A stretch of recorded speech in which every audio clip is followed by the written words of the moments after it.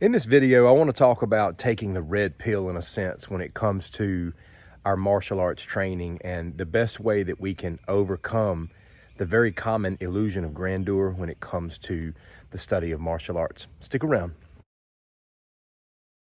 The ability to defend ourselves and the ability to defend someone else is a very attractive thing that many of us gravitate to in our mind. There's a lot of terms nowadays to describe martial arts that are flashy but not really pressure tested, and that is things like McDojos or Bullshido. You know, you've heard terms like this, and I'm very careful about using those terms. I don't like to be too critical of any martial art. I think that there's good attributes to a great majority of the martial arts as long as they are really tested.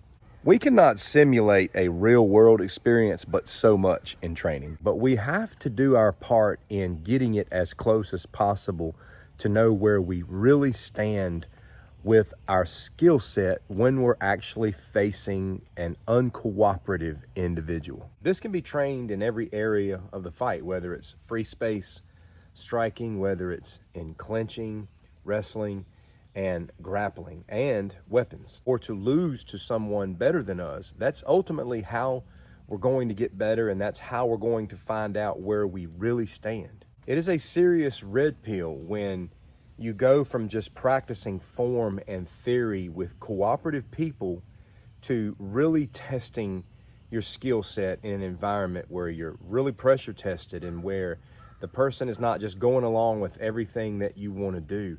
It really changes everything. It humbles you for one thing, because you find out how easy it is to get tired. You find out how easily your skill set can be disarmed under pressure. There's a balance we have to maintain here. We don't want to get killed in training, but at the same time, we want to make sure that our training is adequate enough to at least feel like you're in a heated battle, a heated situation. This is what I personally love so much about grappling arts, is that when you grapple with someone on a mat, although it may not be a street or a total real world scenario, you're still feeling the constant force of another human being. You're feeling their weight, you're feeling their drive and their determination. And in many ways, it is full contact in that environment. There are certain martial arts styles that, you know, it's safer to go full contact in than it is others. For example, if you're sparring full contact in boxing all the time, you're going to get brain damage. You don't want to do that, but you want to spar to a level to where, you know, you can read the other person and that you're reacting in real time. There's a time to train form because we've got to develop the mechanics to be used in real time. But most importantly, we've got to have environments where we can pressure test. Otherwise, we're going to be caught up in an illusion of grandeur with regards to our skill set. A lot of people are afraid to pressure test because they're afraid of how humiliating it's going to be. But I say, embrace the humiliation. Know where you really stand, because that's where you're going to improve. The physical ability to fight and defend yourself and defend somebody else is a privilege.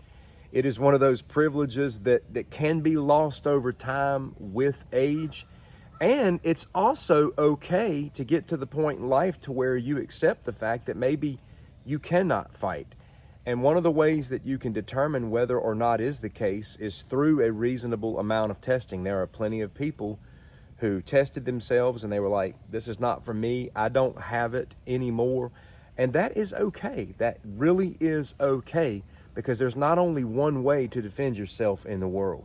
Training in a fighting art is not just about fighting, it's about fitness and health and strength. It's about men and women being able to deal with that primal nature that many of us have on the inside for a great season in life. Martial arts is not just about the ability to fight. It is about so much more: discipline, dedication, fitness, as I said, and many other things. And if a person reaches the place in life where they just can't fight, or if you're the kind of person that knows without a shadow of a doubt that you just don't have it in you, that is okay. That does not make you less than the person who has that ability.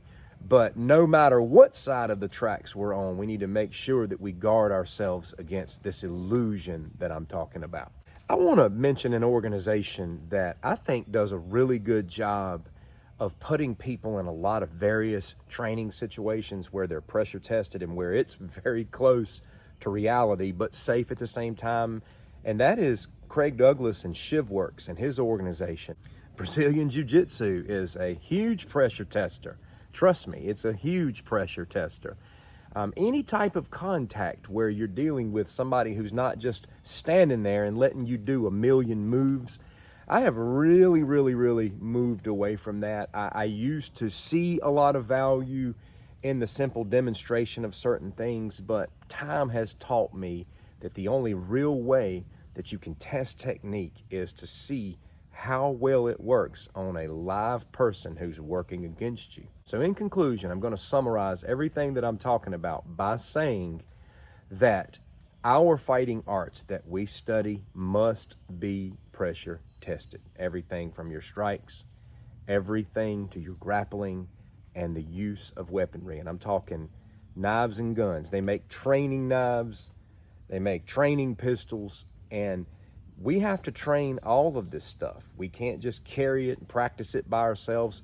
We have to get in environments where we can test these things. Otherwise, I do believe that we are living inside of an illusion of overestimation. Take care.